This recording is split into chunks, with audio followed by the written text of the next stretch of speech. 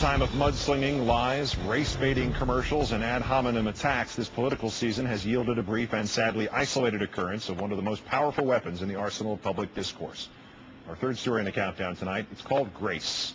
You'll see it in a moment, but let's start at the beginning, an advertisement that started airing in Missouri this past weekend. As you might know, I care deeply about stem cell research. In Missouri, you can elect Claire McCaskill, who shares my hope for cures.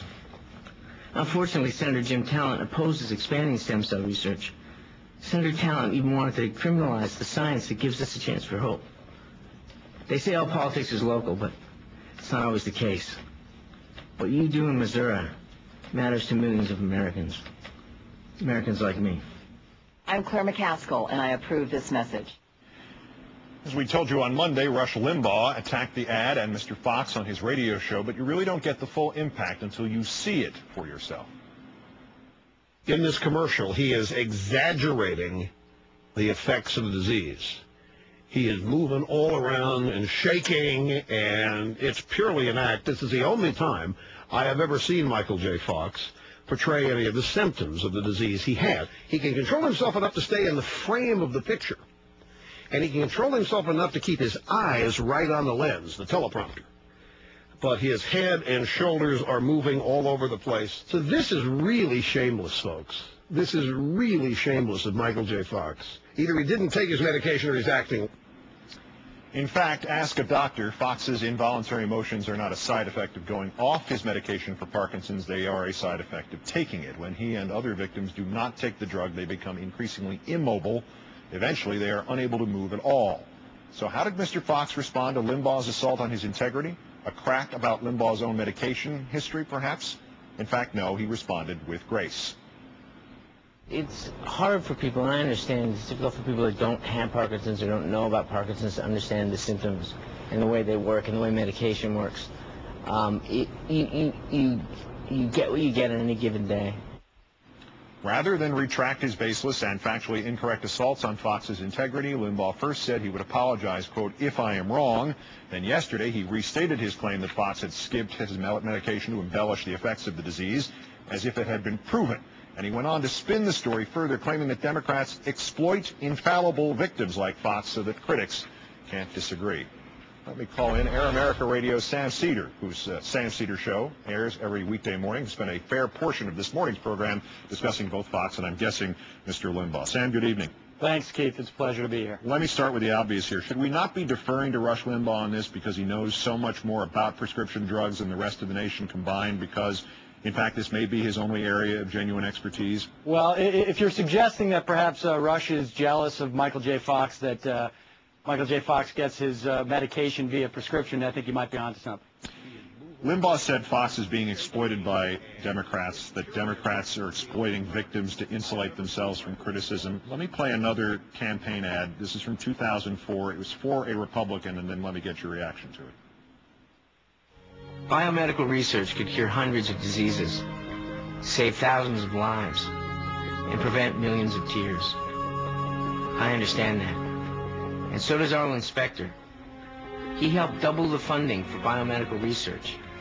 More dollars for more research, for more cures. Arlen gets it.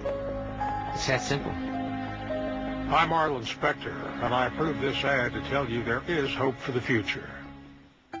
So, Sam, I'm assuming Mr. Limbaugh at some point threw the victim exploitation claim at the Republicans for that Michael J. Fox ad? Not that I can recall, Keith. I mean, I think the bottom line here is what you have is conservatives are very worried that people will actually see the real-world implications of their policies. I mean, there's the same reason why we can't see the caskets of our troops that come back from Iraq.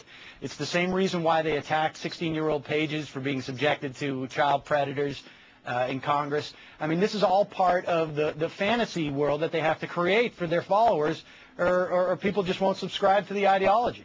We always try to see tipping points in politics. Bush had Katrina, Nixon had the Saturday Night Massacre. Was this just Rush Limbaugh's? I mean, he attacks a scandal-free actor who has a terrible disease, accuses him of faking it, issues a phony apology, comes back the next day and says he is faking the disease. Certainly even some of his own adherents have to now view Limbaugh as was elegantly phrased by Harvey Levin today, as an oxymoron. Well, you know, I actually don't think it is a tipping point for him. I mean, I think he may lose some people at the margins, but this is what his audience needs. They need to be inoculated from the real-world truths of what the policies that the Rush Limbaughs of the world espouse. I mean, if they see these things, they need Rush to be there to give them an excuse to not take it seriously, and Rush provided it for him today. You know, he basically said disease is a liberal plot, and the reason why Iraqis are fighting each other is because they want the Democrats to win. It actually allows his listeners a free pass on what reality is really about. Do you think this sort of underlines in a bright red ink the ties between the Republican Party and most of talk radio, that somebody had said to Limbaugh, we need you to hit Michael J. Fox, and he would just go ahead and do it without realizing he'd wind up hurting himself to this degree?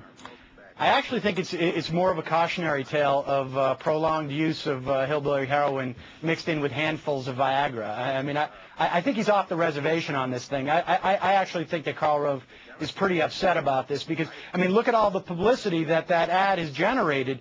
It's now a national issue where otherwise it would have been isolated in a couple of senatorial races. I think he's off base here. There is an anti-stem cell research ad that's also supposed to air locally, at least in Missouri, during the World Series broadcast. Ironically enough, that is being threatened at best by rain. It has athletes. It has the starting pitcher from Game 4 of the World Series. It has actors, people who are known less for their involvement in medical research than for their religious beliefs. It even starts in the Aramaic language with Jim Caviezel reprising his first line from the Mel Gibson movie, Passion of the Christ. Is the subtext that the GOP will no longer even pretend to try to address moderate independence with substantive debate as long as they can go out and shoot for that fundamentalist base and hope they can drag these people to the polls in 2 weeks? Yeah, I think you're absolutely right. I mean, I'm not even sure if it's the subtext. I mean, it seems to be the text. They don't get that the reason why Michael J. Fox's ad is so powerful is not because Michael J. Fox was on Spin City or because he was in Back to the Future. It's because he has the disease. I mean, he actually feels the real-world implications of these policies. I think you're absolutely right. I think this is just an attempt to get their base motivated to go vote, and frankly, I don't think it's going to work. I'm Jeff Suppan of the St. Louis Cardinals, and I've suffered from blisters for many years. Exactly. Sam Seder of Air America, great thanks for your time. Good to talk to you, Sam. Thank you, Keith.